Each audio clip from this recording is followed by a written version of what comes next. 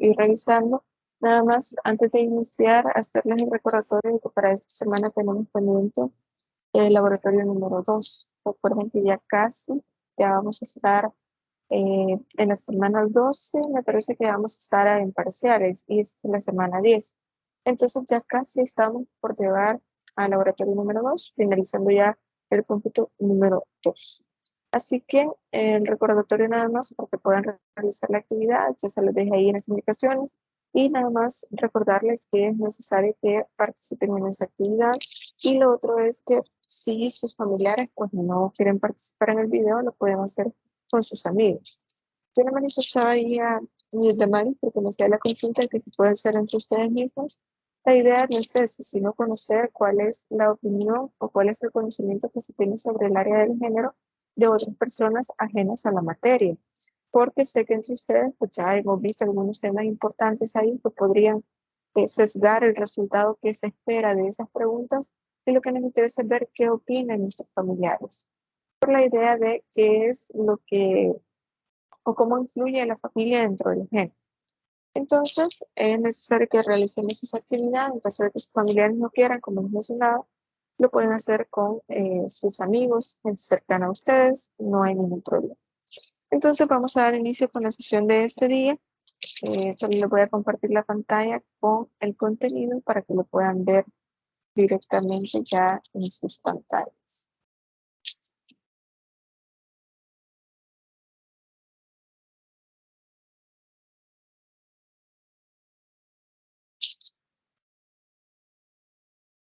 Bien, creo que ya lo van a poder ver en la pantalla. Como lo pueden notar, el tema que vamos a desarrollar en esta sesión de clases son los derechos sexuales y reproductivos, para lo cual pues, vamos a estar hablando de algunos temas bastante delicados, para lo cual les ruego la discreción y la madurez necesaria para poder tocar estos temas. Porque recuerden que pues, yo entiendo que ustedes ya son adultos, que se están formando ya en una carrera universitaria, así que esperaría que no haya ningún inconveniente y además, los temas que nosotros estamos tocando acá son con fines académicos, así que esperaría que no se tome en un contexto distinto a este o que no se interprete de mala manera la información que vamos a tratar de desenvolver en toda esta clase. Así que este es el tema, derechos sexuales y reproductivos. Y una de las preguntas que nosotros podemos hacernos respecto a este tema es sobre todo, ¿desde cuándo nosotros podemos decidir sobre nuestro cuerpo?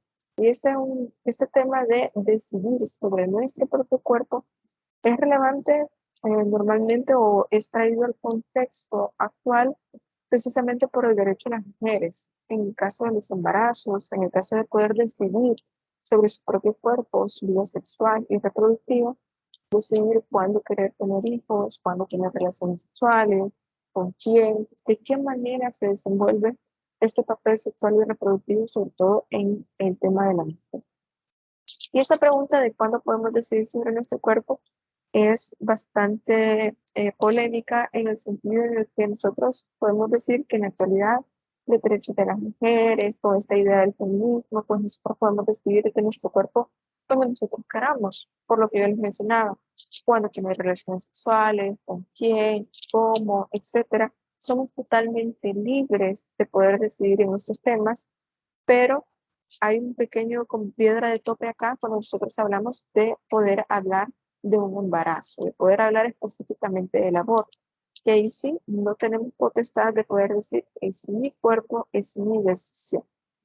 Y aquí pues obviamente creo que todos tenemos opiniones diferentes, unos estarán de acuerdo con el aborto, unos estarán de acuerdo, estarán en desacuerdo y creo que también eso nos podría permitir otro debate como el que tuvimos la semana anterior, pero este no era el tema que nos ocupaba.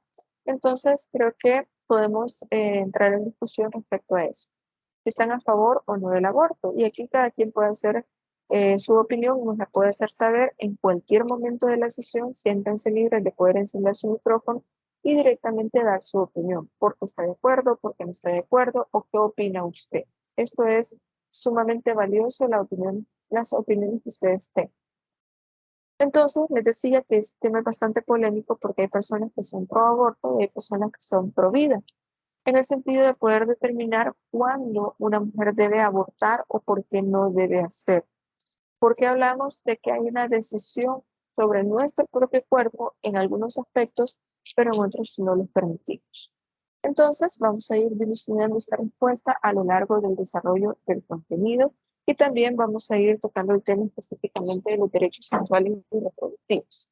Este tema es bastante amplio porque no es solamente directamente hablar de relaciones sexuales y ya.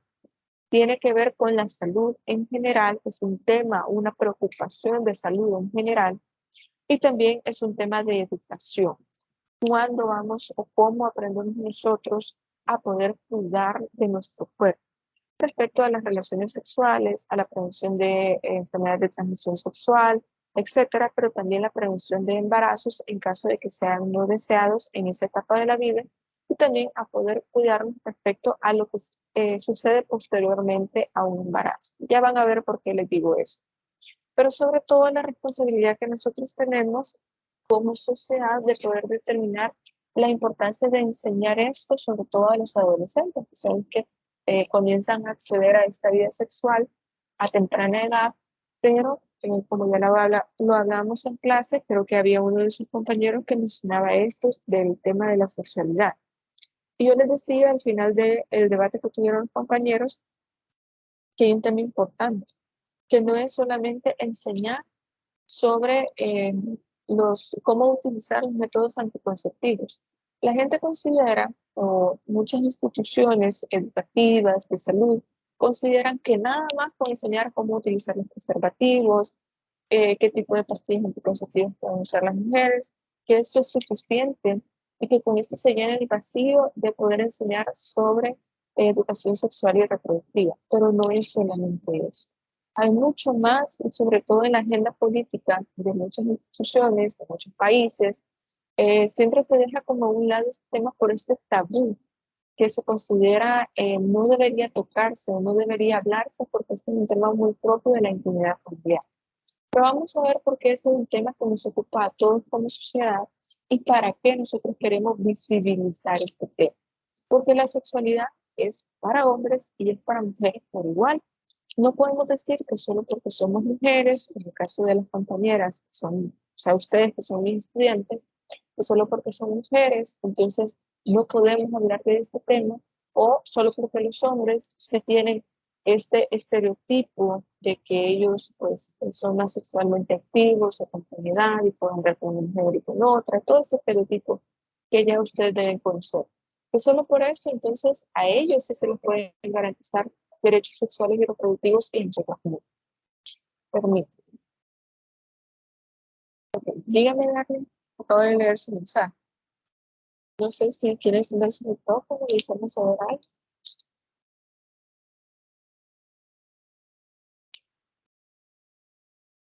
Ok, veamos. No sé si me pueden confirmar los demás compañeros si me escuchan bien para saber si es mi audio o tal vez es la conexión de la compañera. No sé si me pueden hacer saber, por favor, si me escuchan bien.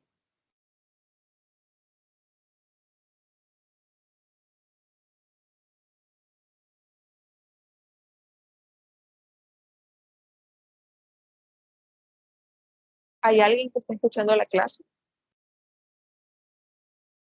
Yo le escucho bien, licenciada. Ok, Yo también la escucho perfecto, Lick. Yo también, Lick. ok, gracias. Perfecto. Bien, entonces creo que la conexión de la compañera, le recomendaría que salga y vuelva a entrar o intente con otro navegador, porque creo que tal vez eso influye respecto a la conexión con la plataforma. Muchas gracias a mis compañeros que respondieron a la pregunta. Y bueno, vamos a ir avanzando entonces, como les decía, partimos mucho de estos estereotipos de los cuales hemos venido hablando en clase y no quiero que se malentienda tampoco que nosotros damos por ciertos estos estereotipos, sino que es lo que vivimos día a día. Y como yo les decía, muchas veces ustedes pueden creer que mis comentarios obedecen a que tal vez soy feminista o que simplemente estoy eh, colocando la balanza nada más hacia los derechos de las mujeres o visibilizando solamente los derechos de las mujeres. Y no es así. La idea con esta clase es que ustedes puedan partir de estos estereotipos para lograr entender cuál es la visión real que se debe tener de los derechos sexuales y reproductivos. Por eso les decía que nosotros vemos que en el caso de los hombres no se les es atacado por cómo vive su sexualidad o con cuántas mujeres ha tenido relaciones sexuales. En cambio, a la mujer se le exige de alguna manera algún tipo de comportamiento respecto a la sexualidad, a tal punto que socialmente es mal visto que una mujer pierda su virginidad antes de poder casarse. Y ustedes me van a decir, esta es una idea muy vintage. Sin embargo, pues todavía tenemos este sesgo, este error de querer entender que la mujer debe mantenerse virgen hasta el matrimonio. Puede que esas sean sus convicciones personales y completamente respetables, pero no por esto una mujer pierde su valor, y a eso es lo que quiero llevar. Si usted lo quiere hacer, no lo quiere hacer, es una convicción personal. Lo que quiero que quede claro es que el valor de una persona, sea hombre o sea mujer, no se mide por la cantidad de personas con las que ha tenido relaciones sexuales o si ha tenido relaciones sexuales. Esto no tiene absolutamente nada que ver. Pero bien, vamos a ir avanzando un poquitito para poder entrar ya en contexto respecto a este tema. Y pues bueno, partimos entonces de que al menos en el reconocimiento de los derechos humanos, o sea, derechos que son garantizados para todas las personas por igual, sin ningún tipo de discriminación, se han ido ampliando y ya no se asemejan solamente a los abusos del Estado, sino que reconocen otros ámbitos en los cuales pues ya se le da mucho más visibilidad a las mujeres y a otros derechos que simplemente eran ignorados por la totalidad de la sociedad. Por ejemplo, en la antigüedad o digamos más reciente en la historia, ya una mujer no podía elegir una pareja sexual nada más para poder tener la relación y ya, sin que esto implicara un vínculo matrimonial porque era mal visto, porque era una situación que implicaba un daño a la dignidad de esta mujer o a la imagen que esta mujer tenía. Por eso, ahora hablamos de que las mujeres son sujetos de derechos que se les debe reconocer con toda dignidad, sin ningún tipo de discriminación, derechos que se les deben garantizar por cada uno de los estados. Permítanme, por favor.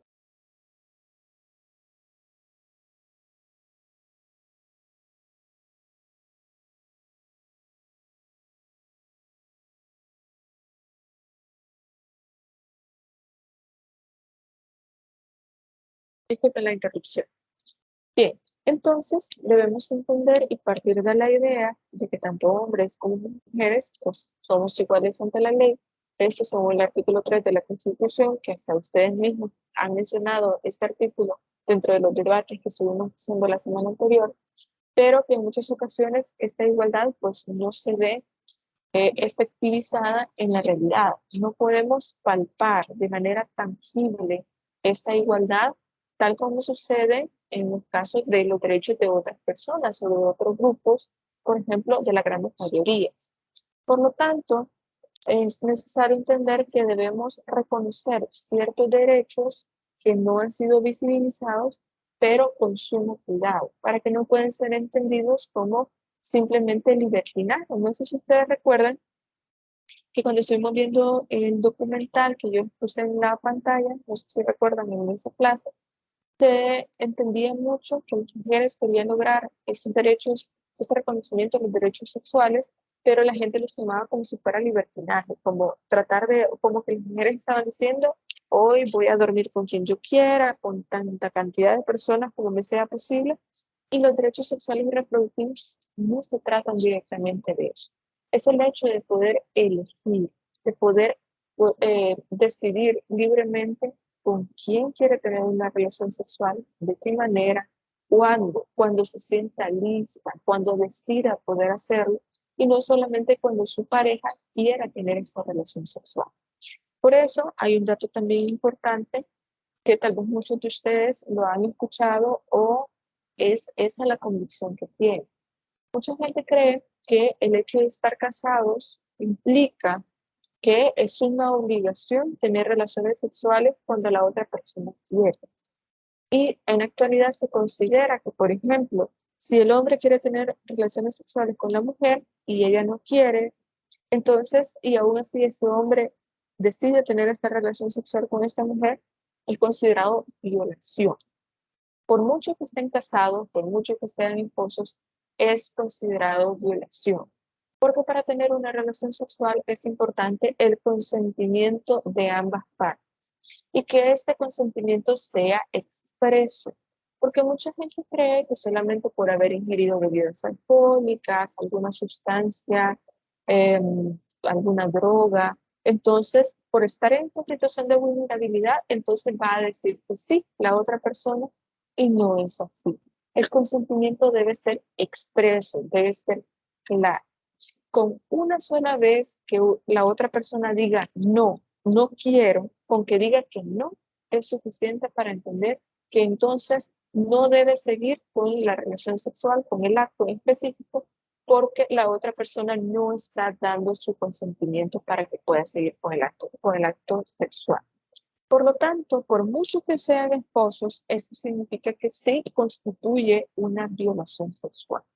Y como les dije, mucho tiempo se ha considerado que no es cierto, que no es así, porque las mujeres o los hombres en este caso tienen la obligación por ser esposos de satisfacer, en este caso sexualmente, a su pareja solo por el hecho de ser esposo.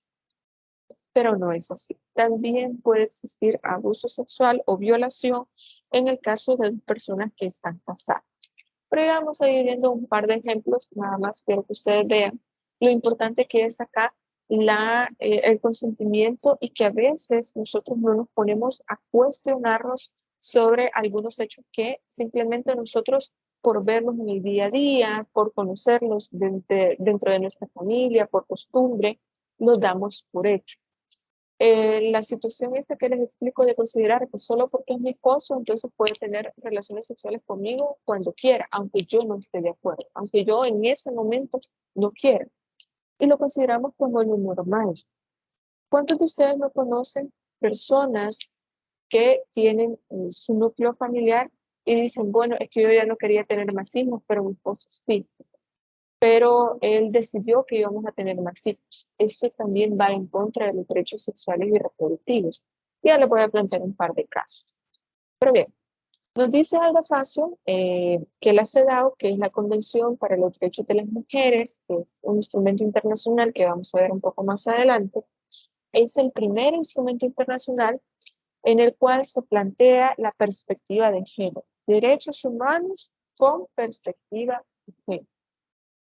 También amplía la perspectiva estatal para todos aquellos actos que se cometen en la vida privada de las personas, empresas o instituciones estatales y no gubernamentales y obliga a los estados a adoptar medidas concretas para eliminar todo tipo de discriminación. También nos dice que permite medidas transitorias de acción, medidas afirmativas, antes se les conocían como discriminación positiva, o sea, como una acción positiva hacia las mujeres que no se garantizaba para hombres, pero es para poder colocar en una situación de igualdad a las mujeres y poder garantizar todos esos derechos hacia ellas. También reconoce el papel de la cultura y las tradiciones en el mantenimiento de la discriminación y obliga a los estados a eliminar todos estos estereotipos en los roles de hombres y mujeres y define la discriminación y establece el concepto de igualdad sustantiva. A grandes rasgos y tratando de resumir todo este aporte que hace Alda Facio sobre la CEDAW, lo que nos dice es el Estado está obligado a respetar nuestros derechos, ya sea para hombres y para mujeres, pero sobre todo en el caso de las mujeres por aquellos derechos que por mucho tiempo ha invisibilizado. Y esto nos sirve como una pequeña introducción del marco legal que tenemos para la protección de estos derechos sexuales y reproductivos. ¿Y por qué es necesario garantizarlos ante todo la sociedad? Y ahora sí, vamos a ver a qué se refieren los derechos sexuales, que la Organización Mundial de la Salud por primera vez lo definió en el año 2002, para que ustedes vean que este tema es bastante reciente. Quizás para ustedes, y yo ya se los he mencionado antes, tal vez para ustedes como generación, todos estos temas de género les parezcan aburridos, tediosos, o les pueda parecer que son temas que ustedes ya conocen. porque ustedes han crecido en un momento histórico en el cual pues, ya tenemos todo sobre la mesa, ya hecho, ya solamente para poder servirnos y poder decir, mire, señor Estado, se me violentó este derecho. O mire, tenemos esta ley para la protección de este derecho, para esta violación, para esta situación de violencia intrafamiliar, para esta agresión que acaba de recibir esta persona. Ustedes ya solo están de ir a la institución para denunciar, pero por mucho tiempo todos estos derechos no estaban reconocidos, no existían. Y hablamos de algo tan icónico como el derecho al voto. Ustedes simplemente, creo que la mayoría ya tiene 18 años, me parece, simplemente van y votan. Es lo normal dentro de las votaciones, ya sea para alcalde, para presidente, para diputado, etcétera, lo normal. Pero para muchos grupos durante mucho tiempo no fue lo normal porque no existía ese derecho. O si existía, tenía condicionantes tan radicales como tener que votar solamente si el esposo o si el hombre, en este caso podría ser el padre, lo permitía y este voto tenía que ser igual o ir en consonancia con el voto que este hombre iba a realizar. Entonces era lo mismo a nada, porque no había una libertad de poder votar. Pero ya vamos a hablar de los derechos políticos de las mujeres un poquito más adelante. Entonces tenemos derechos tan recientes como este derecho a una vida sexual, derecho a la sexualidad.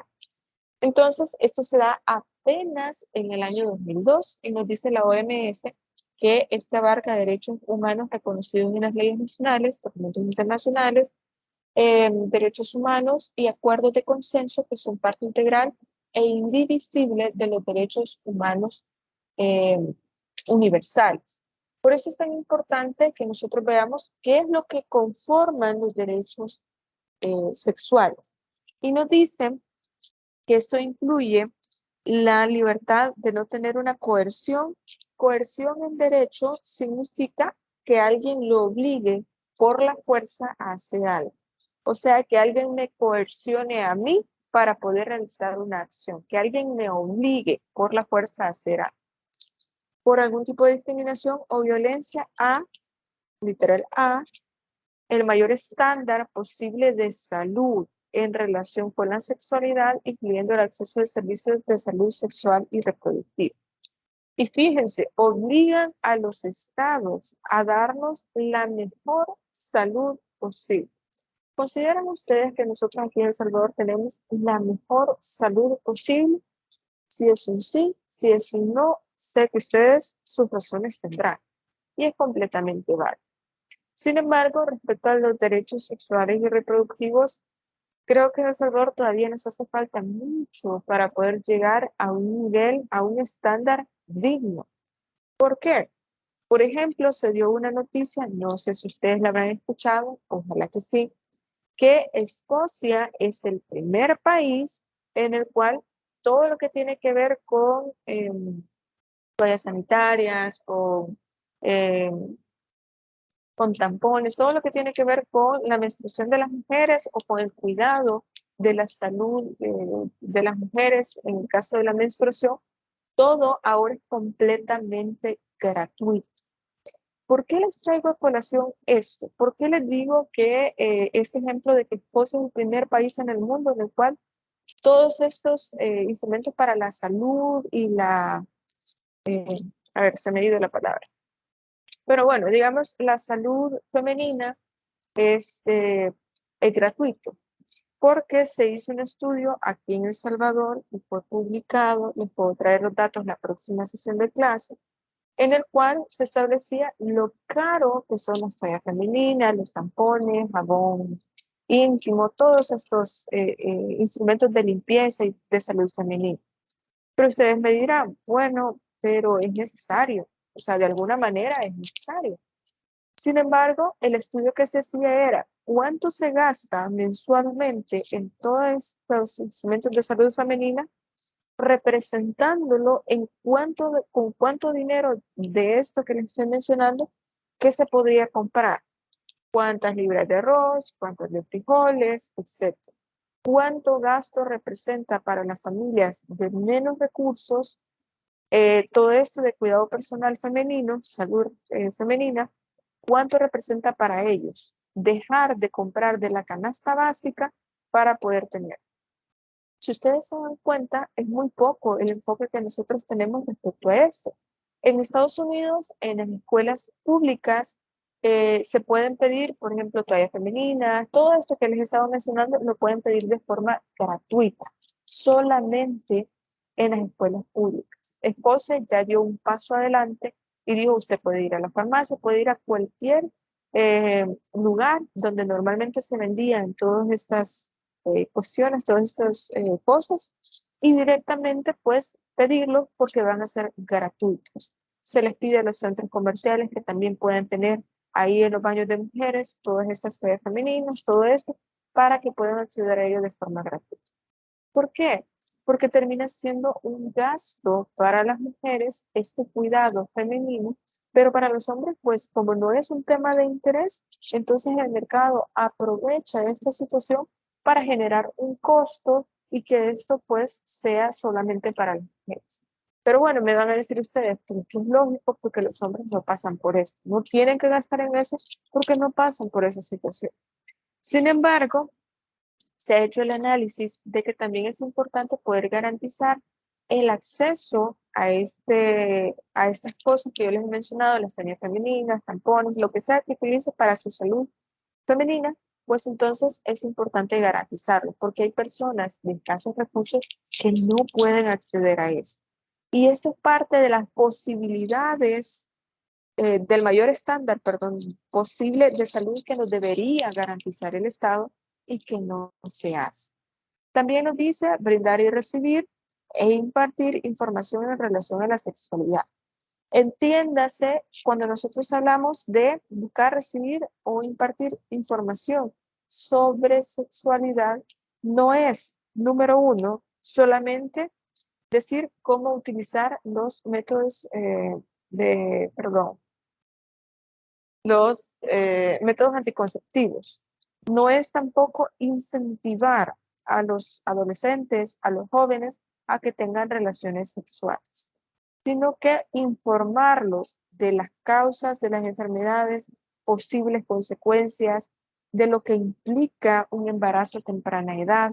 No es decirles o meterles miedo de decir, no, es que te vas a arruinar la vida, que lo peor que te puede pasar es un embarazo adolescente.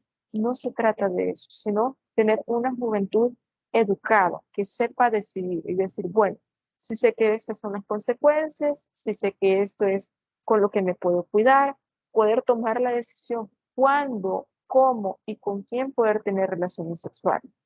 Por mucho que ustedes me digan, ay, pero es que este tema de los cuidados para no quedar embarazada y todo esto lo vemos en redes sociales, en la tele, en YouTube, en todos lados lo vemos y ya lo sabemos. Sí, pero el problema es que a veces tenemos información errada. Desde el punto de vista que tocamos el tema, es el equivocado, porque creemos que incentivar el hecho de que se hable de sexualidad en las escuelas sería lo mismo o equivalente a decir vayan y tengan relaciones con quien quieran. Y no es así. Es informar a los jóvenes para que puedan decidir en el momento adecuado, cuando se sientan listos, poder tener relaciones sexuales si esa es su convicción. Si no, pues quieren esperar hasta el matrimonio, si no lo quieren hacer, cual sea la decisión que tomen, pero que estén informados y que puedan tomar decisiones con base en la información que tengan. También tenemos educación sexual, que ya la vamos a definir también un poquito más adelante, el respeto a la integridad corporal, al respeto a nuestro propio cuerpo. Yo les decía, me parece, en una de las clases anteriores, cuando hablábamos de la educación y el género, o sea, cómo se aprende el género dentro de las escuelas, en muchas ocasiones yo les preguntaba, ¿cuándo les parece adecuado poder enseñar sobre la perspectiva de género? Y hay alguien que me había dicho de que lo más adecuado sería a cierta edad, lo que me parece que como por séptimo grado me parece que había dicho, porque si no se entiende mal lo que se está tratando de decir. Ahora bien, yo les decía, que nosotros habíamos hecho el análisis con otro grupo, que lo tuve el ciclo pasado, habíamos hecho el análisis de en qué momento se deberían tocar esos temas y me decían una edad bastante corta. Y yo les preguntaba por qué, porque me causó intriga esa respuesta.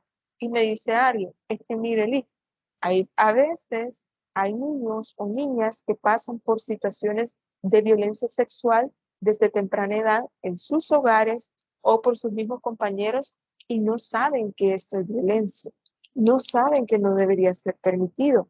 Entonces, una manera de poder alertar tanto a niños como niñas de esos temas es poder enseñarles de manera adecuada y con metodología, o sea, que los docentes estén preparados para enseñar de este tipo de temas, dependiendo de la edad de los estudiantes que tengan, siempre con la mejor didáctica posible, para poder evitar que estas situaciones se puedan dar, porque a veces dentro de la misma familia existen agresores, ya sea por tocamiento, por acoso sexual, etcétera, pero esto podría evitar o de alguna manera podría aumentar el número de denuncias de niños o niñas que están en una situación de violación, porque a veces ellos desconocen el hecho de que no se les pueden tocar sus partes íntimas, no pueden, pues obviamente un abuso sexual no está permitido, etc.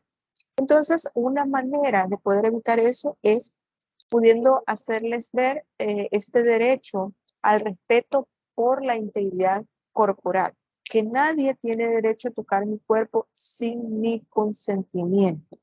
Entonces, enseñar esto a temprana edad evitaría a veces algunos casos de violación o, como les digo, aumentaría las denuncias porque hay gente que desconoce, o más que todo niños más pequeños o niñas desconocen de este tipo de casos.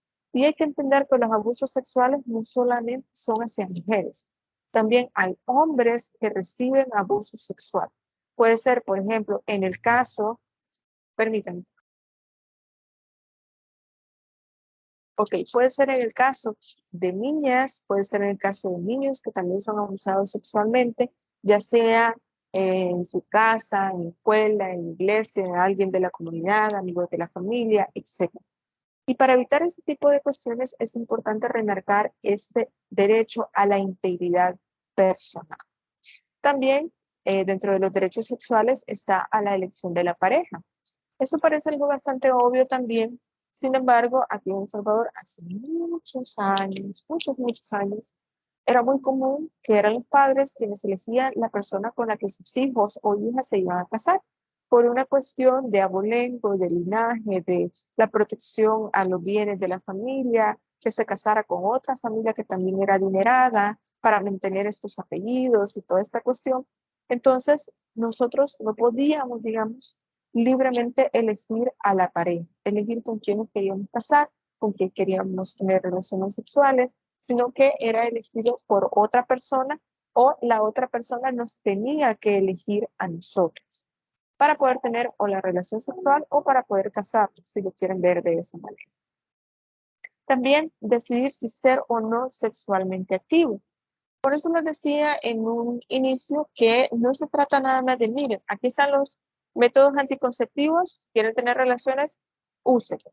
No se trata de eso, sino que hacernos conscientes que nosotros somos libres de poder decidir cuándo queremos ser sexualmente activos. Y que en el momento en que nosotros decidamos ser sexualmente activos, tenemos a nuestra disposición muchos métodos anticonceptivos de los cuales podemos elegir aquellos que sean más apropiados para nuestro cuerpo o para nosotros. Por ejemplo, se considera mucho, se cree mucho que quien tiene esta carga de tener que utilizar algún método anticonceptivo es la mujer, más allá del uso de preservativos, porque normalmente se entiende que pues, el hombre pues no está muy en la disposición de utilizarlo, entonces la mujer tiene que cargar con esta responsabilidad de tener que ser ella quien utilice los métodos anticonceptivos, ya sea pastillas, inyecciones o algún otro método, el que se les ocurra, pero siempre están destinados a esa idea de llenar de hormonas el cuerpo de las mujeres. Y esto, créanme que tiene muchos em, se me ha ido la palabra, perdón. Muchos efectos secundarios, eso es, muchos efectos secundarios que podrían evitarse, por ejemplo, informando de manera adecuada de otros métodos anticonceptivos que también se pueden utilizar. Por ejemplo, hay métodos nuevos que no implican el hecho de llenar de hormonas el cuerpo de una mujer que al final termina afectándola, que puede causar algún tipo de cáncer y que también puede traer algún tipo de enfermedad, como puede ser la depresión, como puede ser un suicidio, por llevar estos niveles de hormonas tan altos. Ahora bien, hay que entender que hay otro tipo de cuestiones, de otros métodos. Por ejemplo, hay otros países, aquí en El Salvador creo que solamente existe la vasectomía, pero que no es irreversible. Pero en otros países ya hay métodos como este, que la vasectomía, por ejemplo, es reversible. Es decir, un hombre decide hacerse este procedimiento que es, ni siquiera necesita ir a un quirófano para poder hacerlo. Es una cirugía bastante rápida, con casi nada de dolor, que implica que esta persona 100% no va a poder tener hijos hasta que decida revertir esta vasectomía y ahí sí va a poder tener hijos. Creo que eso es bastante importante para poder evitar embarazos no deseados, sobre todo en el caso de que no se tenga una pareja estable, que esto tampoco no vamos a juzgar a las personas que no tengan relaciones estables, pues cada quien tiene un proyecto de vida diferente. Hay que entender eso. Pero también solo existe aquí en El Salvador la vasectomía, que es de forma permanente y además no se permite en personas menores de 30 años. Ahora digan ustedes, ¿qué sentido tiene que una persona mayor de 30 años quiera realizarse una vasectomía? Se entiende que es porque no quiere tener hijos. Pero la mayoría de veces las personas que no quieren tener hijos en esa etapa de su vida son personas más jóvenes. Si ustedes quieren pensar desde los 18 años en adelante, lo podemos poner así, pero hay gente que empieza su vida sexual mucho antes de los 18 años. El ideal pues sería a los 18 años porque ya es legal, pongámoslo así. Ahora bien, imagínense entre los 18 y 30 años no tener posibilidad de acceder a esta vasectomía solamente porque dicen, no, es que está muy joven, es que todavía no. Pero ¿qué tal si su proyecto de vida desde entonces es no tener hijos? Entonces, es bastante discutible lo que hace el Estado respecto a esos derechos que se nos debería ser garantizados. También tener relaciones sexuales consensuales. Este tema es sumamente importante.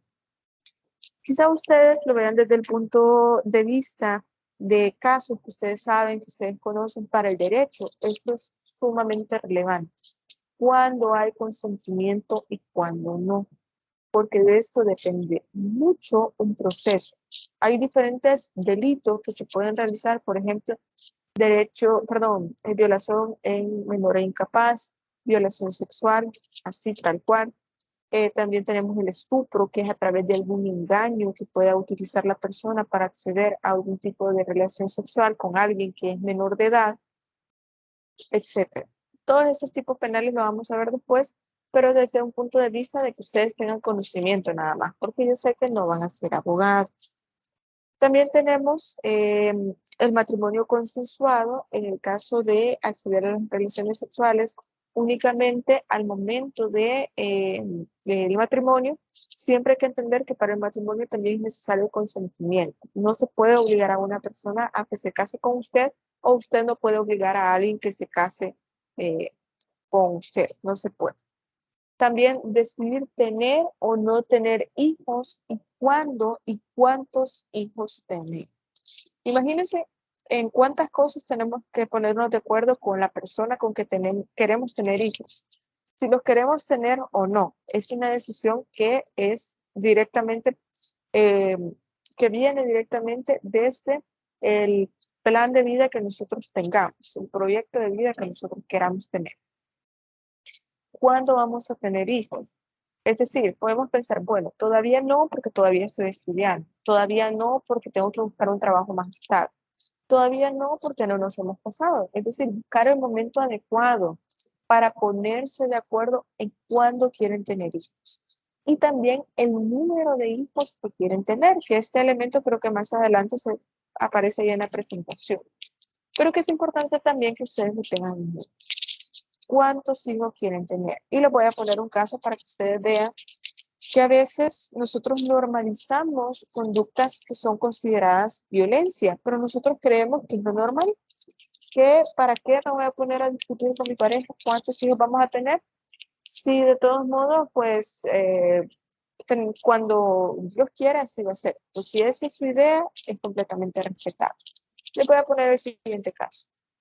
Esta pareja estaba casada y habían tenido un hijo y desde el primer parto, esta muchacha tuvo muchos problemas al momento de tener a su primer hijo porque tenía problemas en los tiempos de coagulación, es decir, su sangre no coagulaba y esto es bastante riesgoso porque al momento de suturar una herida, porque obviamente tuvo su hijo por cesárea, cuesta bastante que una herida pueda cerrar, o sea, su cesárea pueda cerrar por esos tiempos de coagulación. La sangre no coagula, o sea, no se puede generar como esta costrita que se hace cuando uno tiene una herida, no se forma y no puede cerrar la herida. Entonces, ella tuvo este problema, también se le bajó la presión y bueno, tuvo muchas complicaciones en ese parto. Entonces, el médico que la atendió le dijo, mire, es necesario que usted no salga embarazada por lo menos en los próximos 4 años, porque vamos a tener un tratamiento, el tratamiento es alrededor de 2 años, pero tenemos que esperar para que haga efecto como debe ser, por lo menos 3, 4 años usted no puede salir embarazada para poder evitar lo que le sucedió en el primer embarazo.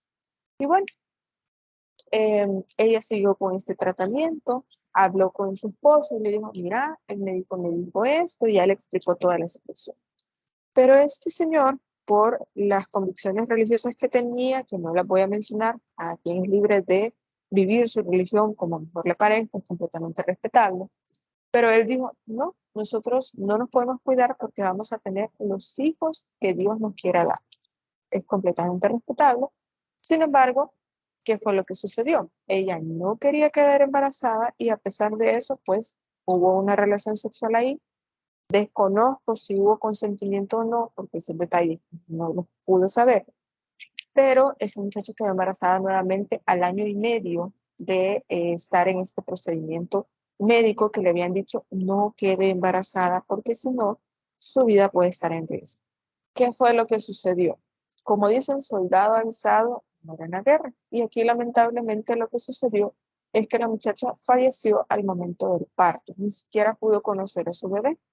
Por esta convicción de poder decir, bueno, entonces vamos a tener hijos cuando Dios quiera que tengamos hijos. Y no debe ser así. Debe haber un consentimiento de ambas partes de cuándo tener hijos y cuántos hijos tener. Porque las mujeres no son máquinas de tener hijos, no son incubadoras andantes como para poder tener hijos, los hijos que el hombre quiera. Debe ser un común acuerdo de las partes, del hombre y de la mujer.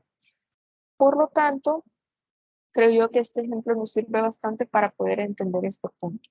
¿Y por qué los derechos sexuales y reproductivos son tan importantes? Por eso les digo, la gente cree que derechos sexuales y reproductivos solo son los métodos anticonceptivos y trae colación todo este listado que les he estado explicando. Y es bastante importante que tal vez nosotros en este momento no necesitemos, digamos, métodos anticonceptivos, no necesitemos información de este tipo, pero más adelante sí.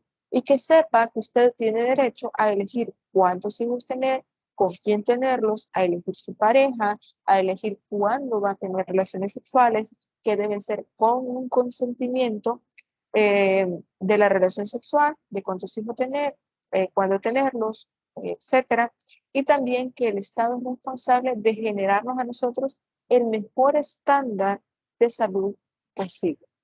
Esto sí o sí se nos debe ser garantizado. Para esto también, dentro de la doctrina, Ignacio Saiz nos dice que el concepto de derechos sexuales resulta atractivo porque permite abordar interacciones entre la discriminación por orientación sexual y cuestiones ligadas a la sexualidad. como las restricciones a toda expresión sexual fuera del matrimonio o abusos contra las trabajadoras sexuales. Vamos a hacer una pequeña pausa aquí. En un primer momento nos dice que nos permite abordar las interacciones de discriminación por orientación sexual. Y en este caso, pues ustedes pudieron escuchar, me generó un poco de malestar, si les soy honesta, en el momento en que ustedes estuvieron en la ponencia de la semana pasada, el del día martes, que nos mencionaban ahí de las unidades que se llaman CIVIC para las personas transgénero. Tengo el conocimiento de que no es tan fácil como parece y sobre todo que existe mucha discriminación, sobre todo porque he conocido casos de denuncia ante las autoridades de salud, o sea, una denuncia legal ante las autoridades de salud por discriminación, porque no quieren atender a las personas de la comunidad LGBT respecto a derechos sexuales y reproductivos. Es decir, personas de la comunidad LGBT, por ejemplo, personas transexuales, personas lesbianas, personas gay, para poder, o sea, ellos llegan a las unidades de salud pidiendo algún tipo de asesoría respecto de cómo se deben cuidar en sus relaciones sexuales y no obtienen una asesoría o una revisión a su cuerpo como debe ser porque reciben mucha discriminación por parte de los operadores de salud. Por lo tanto, esta idea de que sí, el país está trabajando para lograr estos cambios o esta inclusión no siempre es la más adecuada. Y eso lo estábamos hablando con la otra docente que estaba ahí presente. Porque a veces las estadísticas nosotros las encontramos, pero de que existe el mecanismo. De que, ok, existen personas especializadas, por ejemplo, en las unidades de salud, para atender estos casos. Pero cómo se da esta asesoría, pero cómo se da esta atención, cómo se presta este servicio es muy distinto del deber ser, de lo que se supone que debería ser. Entonces, por ejemplo, la otra compañera que está ahí también es abogada y me dice, porque ella es coordinadora del centro de práctica de aquí de la universidad, me dice, yo he recibido muchas denuncias, me dice, de personas que son operadores de salud, de muchas personas que no las atienden. Y aparte de todo, ella también es enfermera, además de que es abogada, es enfermera. Me dice, y sobre todo en los hospitales, no es tan fácil, me dice, esta atención porque hay enfermeras que no quieren atender a personas de la comunidad LGBT. Por miedo, me dice, o por desconocimiento, aunque no lo parezca, trabajadores de salud, aunque no lo parezca, por desconocimiento de este tipo de temas, a cómo asesorar a las personas de la comunidad LGBT de cómo deben cuidarse, o cómo debe ser su higiene, cómo debe, o qué métodos anticonceptivos pueden utilizar, etc. Y bueno, también cuestiones ligadas a la sexualidad como la expresión sexual fuera del matrimonio, que se ve, que está estereotipada, que es algo negativo, cuando realmente es una decisión personal. No podemos juzgar a nadie por vivir su sexualidad antes del matrimonio, porque es una cuestión que cada quien va a decidir. Y miren, antes de avanzar es importante que ustedes tengan un conocimiento de algo, sepan una cuestión importante. El hecho de que su condición sea X, Y, Z, la que sea, es respetable, pero nosotros no le podemos imponer a nadie más nuestra visión. Yo estaba llevando un curso el ciclo pasado de género, de hecho, y había personas de otras facultades. Había de salud, de empresas, de humanidades, de todas las facultades de aquí de la universidad.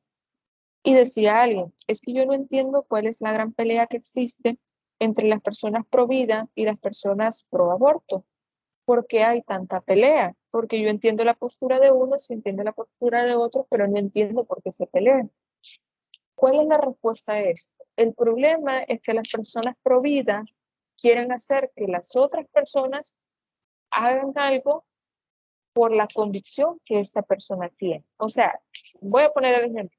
Imagínense que yo soy pro vida.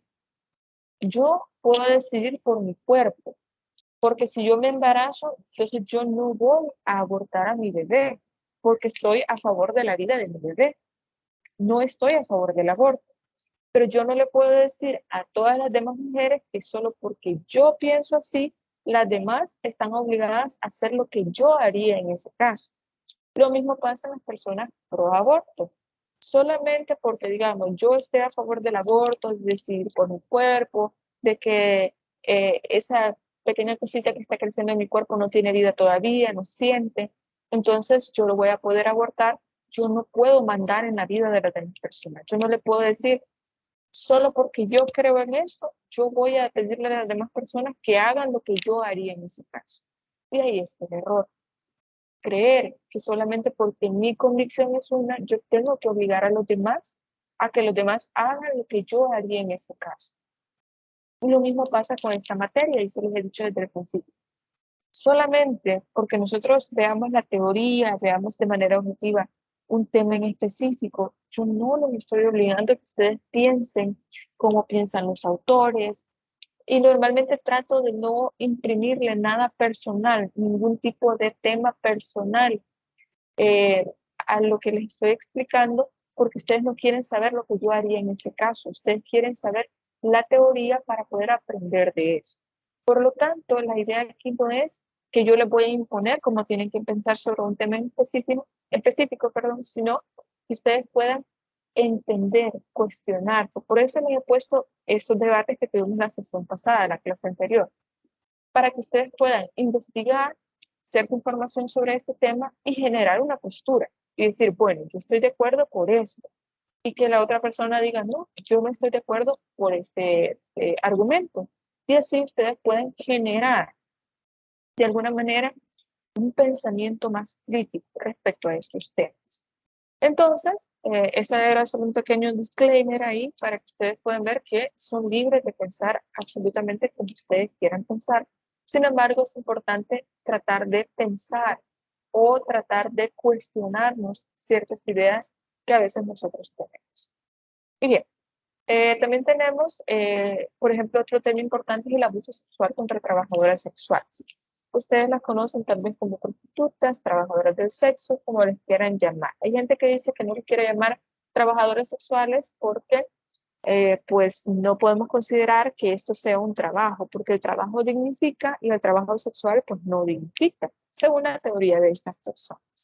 Pero al menos para esta clase, para efectos de esta clase, lo vamos a llamar trabajadores sexuales, porque creo yo que no trae como un estereotipo, digamos, como un carácter peyorativo el nombre, a diferencia de la palabra prostituta. Así que las vamos a llamar trabajadoras sexuales.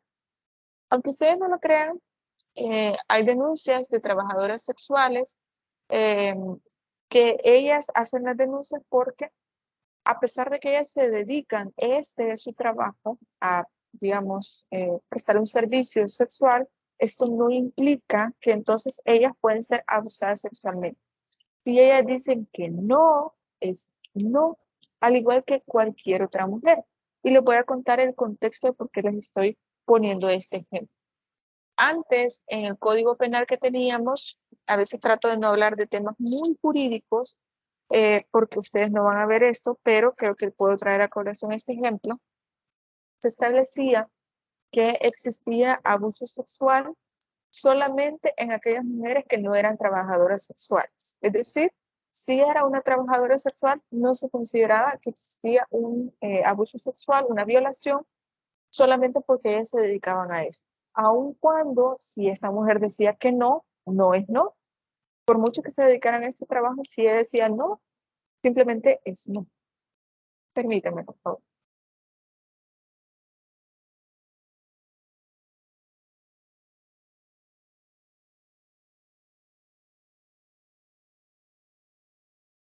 Muy bien. Entonces, antes de entrar en vigencia del último código penal que tenemos, entonces estaba este tipo penal en el que decía, si esta persona dice que no, si esta mujer dice que no, va a ser considerada una violación siempre y cuando no sea una trabajadora sexual. Lo que significaba una discriminación a estas personas solamente porque ellas se dedicaban a prestar ese servicio. Y miren, hay muchos casos, muchas denuncias, de hecho, de ya sea de robo, de golpes, de lesiones a mujeres que son trabajadoras sexuales. ¿Por qué? Porque en muchas ocasiones prestan el servicio, los hombres después la golpean, les roban el dinero que tienen de la ganancia del día, o no sé cómo llamarle, de lo que han ganado durante ese tiempo, y también la golpean para no pagarles. Entonces, eso también genera un tipo de abuso respecto de otras personas y por lo tanto termina siendo un delito. Y también es violación.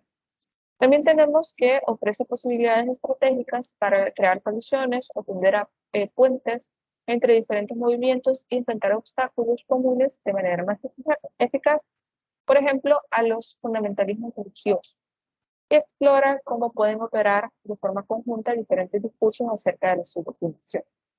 Hay que tomar en consideración que este tema pues, puede ser visto desde diferentes puntos religiosos y por lo tanto pues, somos libres de poder imprimirle un poquitito, o sea, de nuestra religión, sin embargo no es lo más adecuado.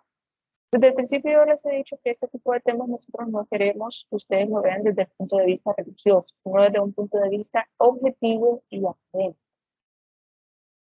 Y bien, perdón. Los derechos sexuales constituyen una apelación sólida a la universalidad porque aluden a un elemento que es común a todas las personas, la sexualidad. Por eso les decía que este tema no tiene género. Cada quien es libre de vivir su sexualidad como mejor le parezca. Hombres o mujeres o personas de la comunidad LGBT son completamente libres de vivir su sexualidad como mejor le parezca.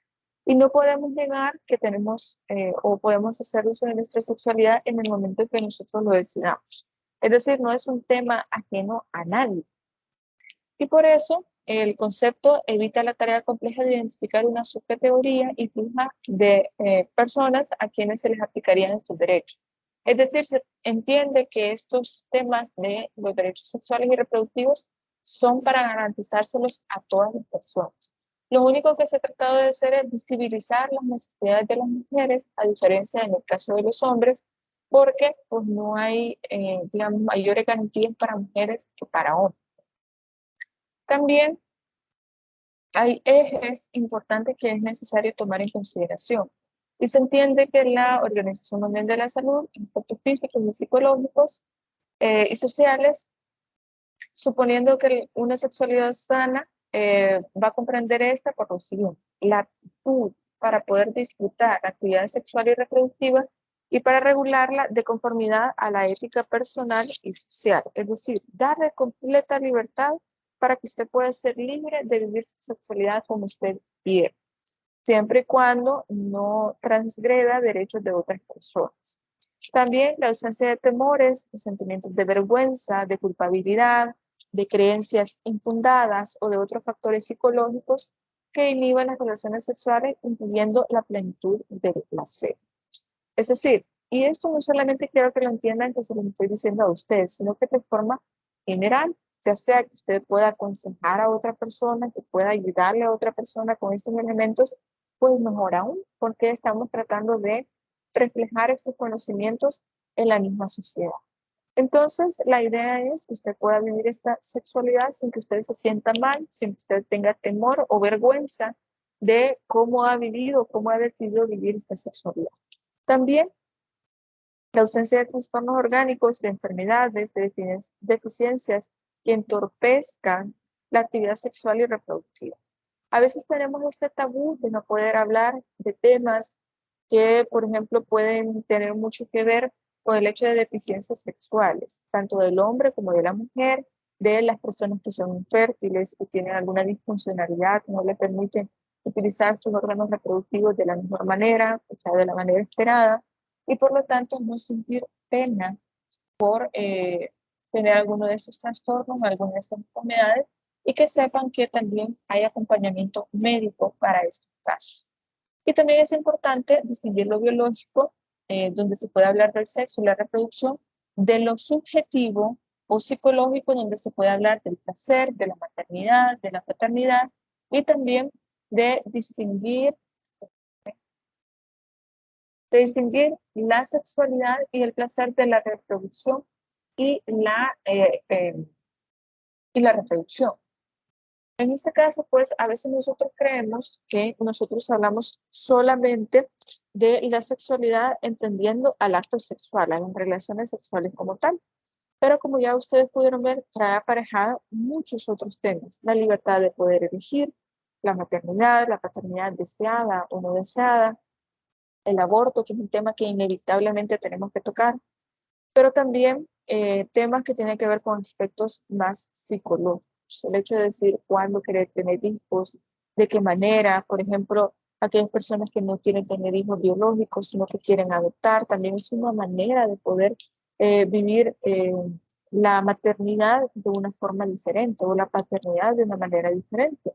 Y no por eso nosotros podemos creer que debe existir algún tipo de discriminación.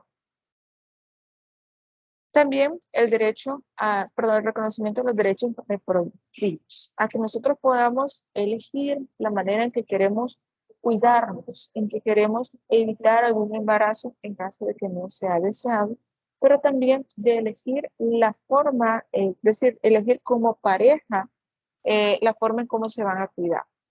Y esto se ha producido dentro de la legislación interna de algunos países y el derecho internacional público, así como la Convención para la Eliminación de todas las formas de discriminación contra la mujer en El Salvador, que es una ley de la República, y esta la vamos a ver ya el último cómputo, en donde hablamos que se necesita asegurar condiciones de igualdad, tanto a hombres como a mujeres, en lo siguiente: el derecho a la protección de la salud y a la seguridad en condiciones de trabajo, incluso a la salvaguardia de la función reproductiva.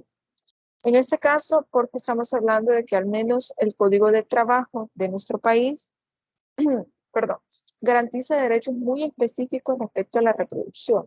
Por ejemplo, el hecho de no despedir a una mujer embarazada está prohibido.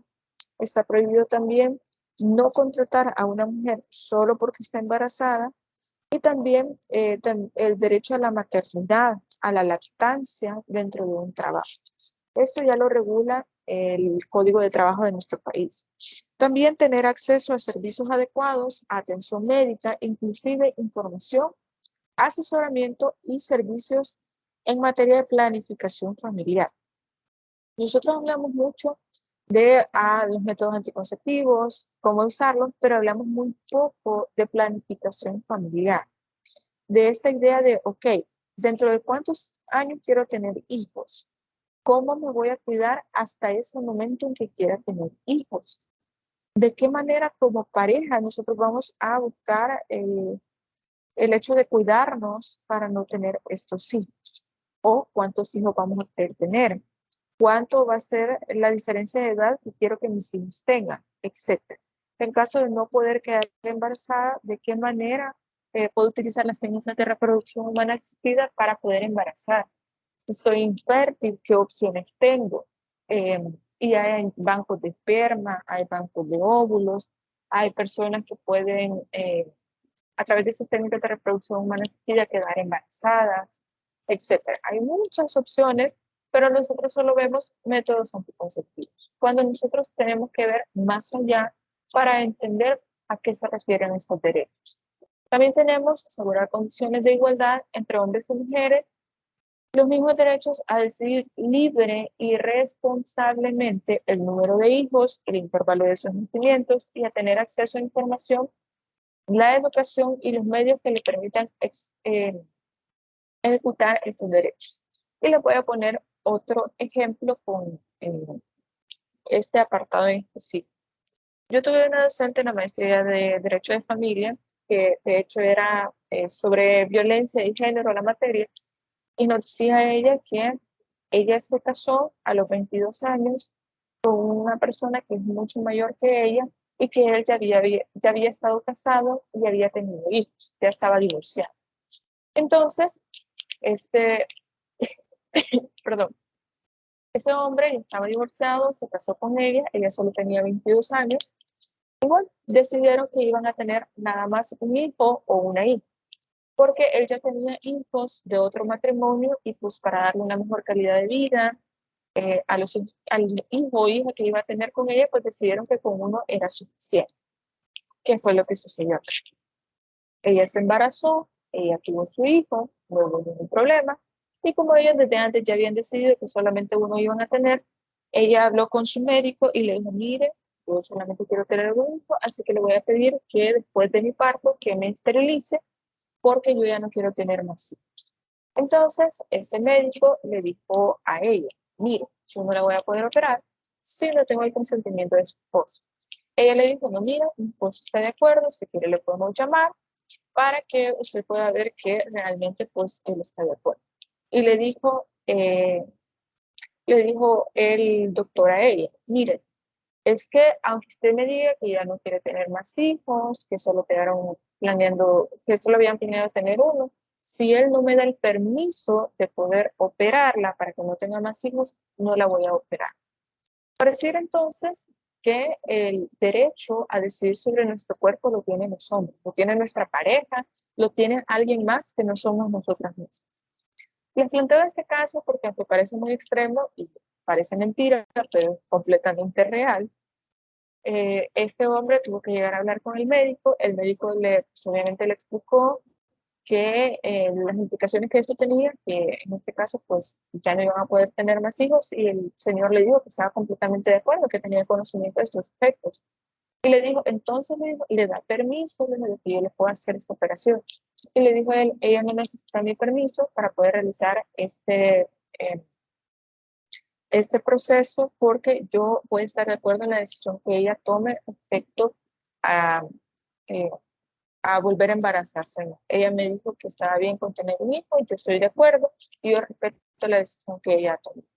Y pues bueno, al final sí se terminó realizando la operación, pero quiero que ustedes noten el hecho de que a veces parece que la decisión no la tomamos nosotros sobre nuestro propio cuerpo, sino que tiene que ser alguien más, en específico un hombre, sobre temas que nos competen a nosotros.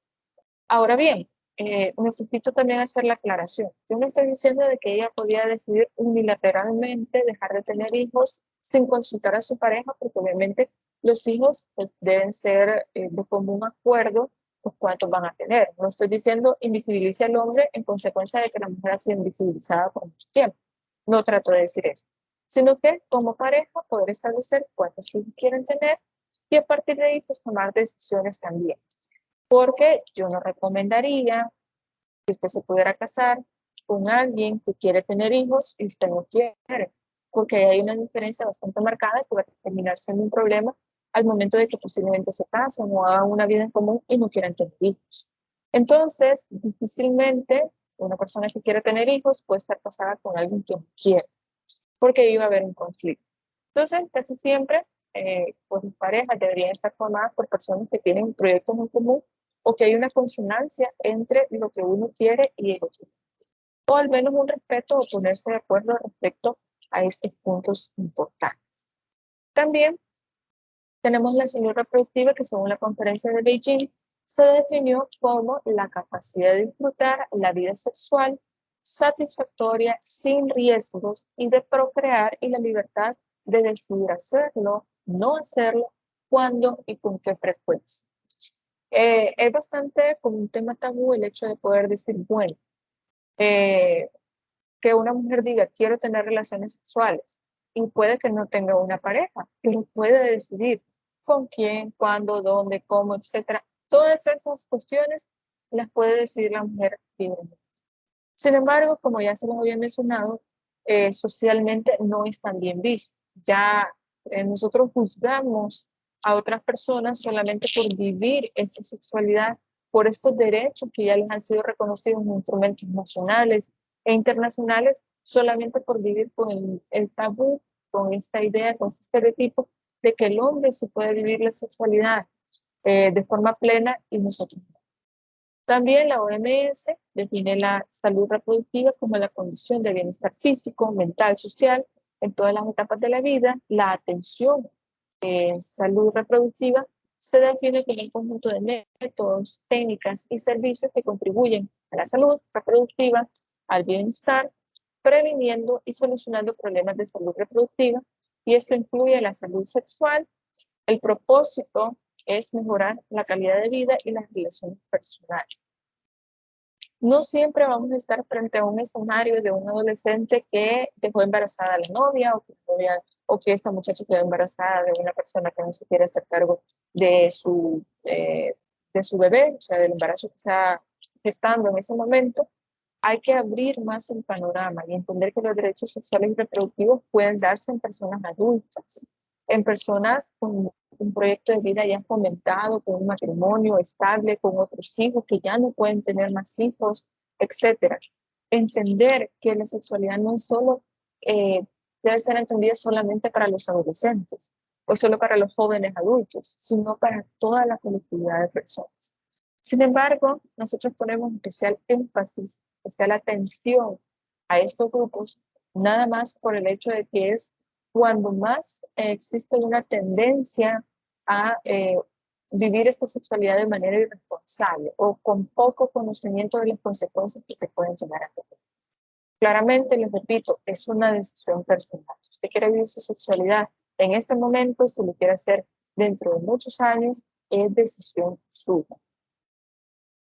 Y bien, dentro de esto también solamente quiero agregarles algo que se coloca en el Sistema Interamericano del Protocolo de San Salvador, que contiene un desarrollo importante del derecho a la salud porque lo ve como un bien público, como algo de interés para todas las personas. Y por lo tanto, esto obliga a los estados a dar la mejor atención en salud, ya sea sexual o reproductiva, a todas las personas. Y hay algo que también es importante entender. Cuando nosotros hablamos de salud reproductiva, también estamos hablando de salud obstétrica, es decir, para las mujeres embarazadas. No es solamente que nos vamos a preocupar por qué derechos tiene una persona para poder quedar embarazada, sino cuando está embarazada, cuáles son los derechos que tiene. Y creo que esto un poquito más adelante lo tengo por aquí. Bueno, ya lo vamos a ver, pero les voy a explicar otro ejemplo. Les voy a contar otro caso para que vayan viendo cómo es que se da esta violencia obstétrica. No sé si ustedes han conocido casos en los cuales hay personas que ya están en labor de parto y pasan horas y horas y horas y horas en labor de parto y por alguna razón no pueden tener a su bebé. Y de pronto escucha algún tipo de comentario de la enfermera, de un enfermero, del doctor, de la doctora, y le dicen, no, es que tiene que pujar, apúrese porque tiene que tener a este bebé. Y tal vez la mujer está diciendo, no, es que mire, me duele mucho o quiero que me hagan cesárea. No, es que todas las mujeres pasan por esto. Eso, o hacerles creer que una mujer es más mujer solamente porque tiene sus hijos por vía natural y no precisamente por una cesárea. Entonces, esto también es violencia. El hecho de no escuchar a la persona que está en labor de parto en la decisión que está tomando de que en vez de un parto natural quiere que se le haga una cesárea, esto también es violencia. Otro ejemplo de violencia obstétrica es decidir sobre el cuerpo de la mujer sin preguntarle a la mujer. ¿En qué sentido? Se dio un caso en el cual una mujer pues, tuvo a su bebé por vía natural, pero el bebecito, o sea, su cuerpecito y su cabecita era tan grande que no sé si ustedes, yo no recuerdo el nombre de esa como pequeña incisión que le hacen a la mujer para que el bebé pueda salir bien. No recuerdo el nombre ahí, si se lo debo, que se les hace como en la conexión entre la vagina y el ano. Entonces, tiene que ser como una incisión ahí para que el bebé sí pueda salir bien, porque a veces su cabecita es muy grande, entonces les cuesta bastante salir. Entonces, bueno, le hicieron esa pequeña incisión y le preguntaron al esposo ni siquiera eran esposos, porque no se habían casado todavía, al novio de esta muchacha, le dijo el doctor al muchacho, mire, su bebé ya nació, ya está bien, ya solo estamos terminando de arreglar todo lo de la operación. Y le quiero preguntar, ¿qué tan cerrada quiere que le deje la operación a su esposa? Y yo conozco a esta persona y le dijo a él, y él me contó a mí, y me dice, yo no supe qué decirle porque no entendía por qué yo tendría que decidir cómo iba a quedar esa operación. Él es el médico, él sabe lo mejor cómo debería quedar bien esa operación. Le pregunté a qué se refería y me explicó porque dependiendo de qué tan cerrado quede esta operación, pues eso le puede generar más placer al hombre o no. O sea, queda un poco más cerrada, digamos, la vagina y entonces eso le puede generar más placer al hombre. Y por eso le preguntó a él que cómo quería que quedara esa sutura, digamos. Entonces, y él le dijo que la dejara lo que mejor le pareciera para ella, o sea, para la salud de ella. En todo caso, lo que quiero que ustedes vean es que aquí tendría que tomarse la decisión fundamentándose en la salud de la mujer, lo mejor para el cuerpo, para la salud de esta mujer en específico, no para lo que el hombre quisiera. Y no lo digo por el hecho de ser hombre, no crean de verdad que yo soy sexista, no quiero que piensen eso, sino que no puedo creer que en este caso sea necesario consultarle a otra persona cuestiones que el médico debe saber cómo específicamente se deben hacer y qué es lo mejor para la salud de esta mujer. Entonces, este es el tipo de situaciones de violencia obstétrica de las cuales a veces las mujeres son víctimas y no podemos hacer nada. ¿Por qué? Porque todavía no existe dentro de la ley, y lo vamos a ver más adelante, que veamos los leyes, no existe un tipo penal en este caso que se llame violencia obstétrica. En la doctrina, o sea, en el conocimiento de los autores existe, en la realidad lo sabemos, tiene un nombre, pero no está reconocido en la ley. Ahí lo único que nosotros podemos decir que podría ser una mala praxis, pero los doctores siempre se lavan las manos ahí porque dicen, no, yo hice lo que según el protocolo se sigue en estos casos, pero no hubo un mal procedimiento, solo era un procedimiento acorde a los deseos del esposo. Eso es todo lo que sucede. Entonces ahí ya existe, no hay una responsabilidad, digamos, para el médico por realizar este tipo de comportamiento que no deberían darse. Pero bien, regresamos a lo importante porque ya se nos está terminando el tiempo. Dentro de estos derechos reproductivos incluye, por ejemplo, el derecho a no morir por causas evitables relacionadas con el parto o con el embarazo, por lo que yo les mencionaba, esta violencia obstétrica, de que hay mujeres que mueren en la labor de parto porque les cuesta mucho tener a su bebé, piden que se les haga una cesárea y les dicen, no, es que tenés que tenerlo por parto natural, porque las mujeres siempre tienen a sus hijos por parto natural. Esto es parte de la violencia obstétrica de la que son víctimas de mujeres. También el derecho a la salud incluye la salud reproductiva, la libertad de poder elegir con quién tener relaciones sexuales, cuándo querer tener hijos, no tener hijos, etc. Derecho a decidir el número y el intervalo de hijos que quiere tener, ya lo hablamos. Derecho a la intimidad, que es el derecho de todas las mujeres de decidir libremente y sin interferencias arbitrarias sobre sus funciones reproductivas. Luego de eso también tenemos otros aspectos importantes como el derecho a la igualdad y a la no discriminación, que es a la no discriminación en la esfera de su vida o de su salud reproductiva. También tenemos derecho al matrimonio y a fundar una familia, sin que esto pues se vea afectado por la vida sexual que esta mujer pueda llevar. El derecho al empleo y a la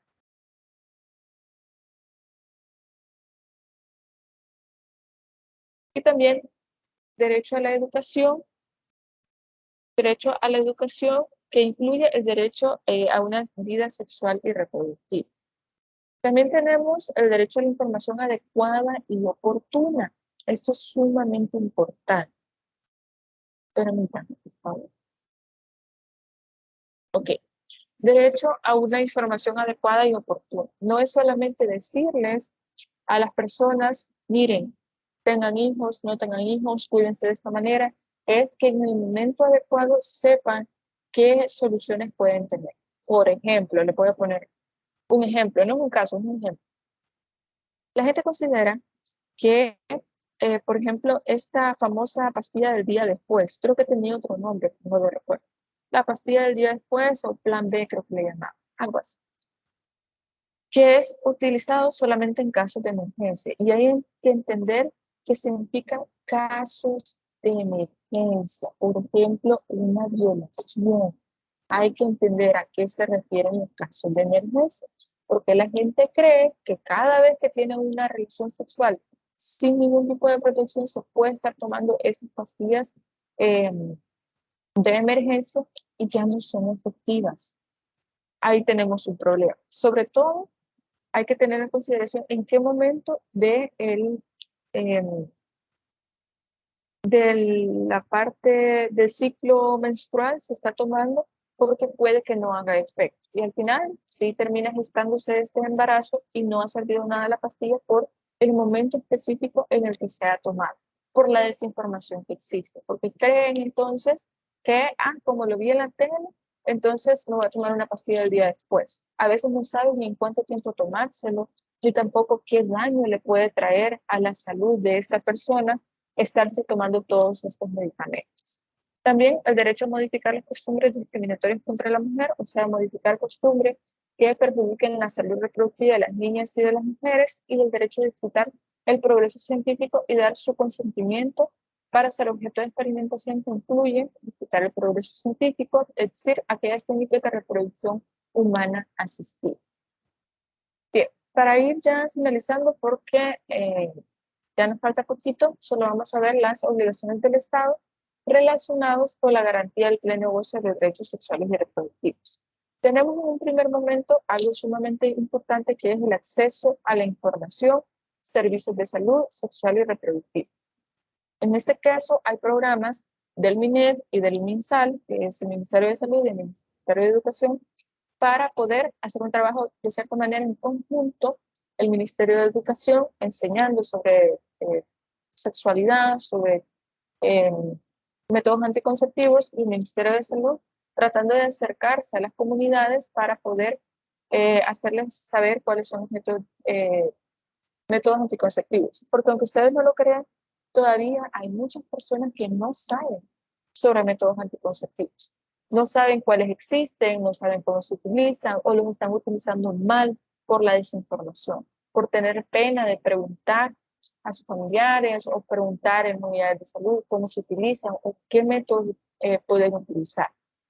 Pero para eso están el Ministerio de Salud y el Ministerio de Educación. Ahora el tema que es bastante polémico en este caso, que es la interrupción del embarazo.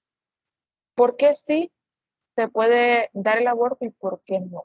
Este tema lo vamos a discutir en la clase de esta semana, así que nos vamos a quedar ahí nada más con la premisa de por qué sí o por qué no. Y vamos a ver una sentencia que se dio aquí en El Salvador, la vamos a comentar nada más y vamos a ver si podemos responder algunas preguntas ahí, no desde el punto de vista jurídico, sino desde el punto de vista de qué consideran ustedes que era lo más justo en este caso, qué era lo mejor que se podía decidir en este caso.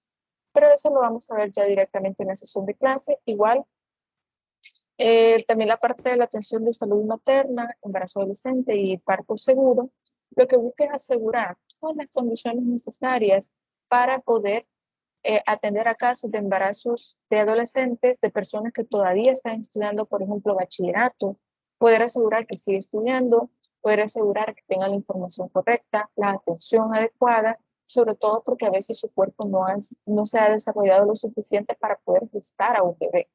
A veces creemos que los embarazos adolescentes solo son por una cuestión de irresponsabilidad, pero también puede ser por una cuestión de una violación. Entonces no podemos juzgar todo lo que nosotros vemos, las estadísticas, como nosotros las vemos. Muchas veces, claramente, se puede dar por irresponsabilidad, pero a veces son cuestiones ajenas a nuestra voluntad. Y también a tener un parto que sea seguro, que tenga acceso a una asistencia de parto calificada, a un cuidado prenatal, a un cuidado obstétrico de emergencia, es decir, a tener todas las condiciones necesarias para poder atender a esta persona que acaba de dar a luz. Para que ustedes vean que salud sexual y reproductiva y educación sexual y reproductiva no es solo métodos anticonceptivos. Se dan cuenta todo lo que implica este tema y lo complejo que es. Pero bueno, ya con esto creo que finalizamos el tema de este día. Solamente quedamos pendientes ya con la actividad presencial de esta semana, y obviamente ustedes tienen hasta el domingo para poder enviar sus videos. El día de hoy les voy a aperturar el buzón para que ustedes me puedan enviar sus videos, porque lo primero que quería hacer antes de que alguien se adelantara a enviarlo era pedirles que por favor me manden el link del video si lo suben a alguna plataforma, si lo suben a YouTube, y si lo suben en Drive, o sea, en Google Drive, por favor asegúrense de que esté público, porque si no yo no lo voy a poder ver.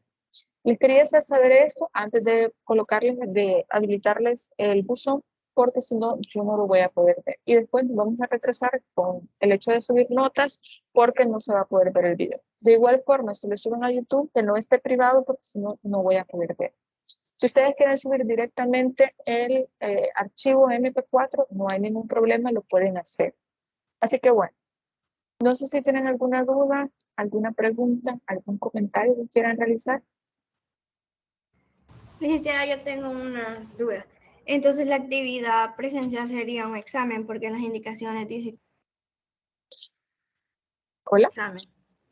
No. En las indicaciones que yo les puse en Canvas, les puse que era un video. Pero no sé si yo les he colocado el contenido. No, en las indicaciones aparecía de primero y después aparecía lo del video. No, Ajá, Lick, es que yo leí que para la clase presencial teníamos que hacer un examen en pareja, pero sí también estaba la actividad del video para entregar al final de la semana.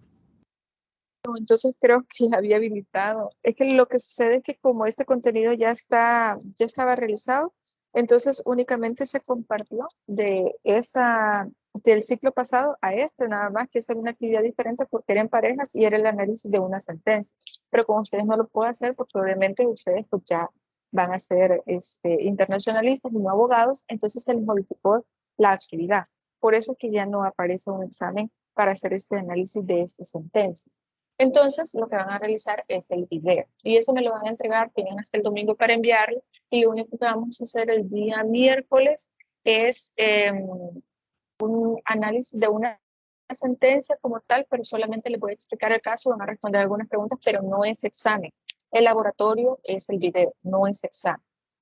Y lo otro que les iba a decir es que todavía me están ahí, digamos, por confirmar una actividad que se va a realizar el miércoles en San Salvador, entonces no estoy segura todavía si le voy a poder dar la clase presencial. Yo lo voy a informar ahora en un ratito más, porque tengo que hablar con el decano para verificar si realmente se va a dar esta actividad. Si no, yo igual les dejaría la actividad para que ustedes la puedan realizar de manera virtual y solo me contesten en el foro cuál es su opinión respecto a este caso que yo les estaba planteando, que lo íbamos a analizar en la clase. Entonces, quedo pendiente con ustedes para ver si realmente se va a dar esta clase presencial del día miércoles. Si no, pues vamos a seguir con normalidad. Así que quedo pendiente con eso. Lick, ¿Bien?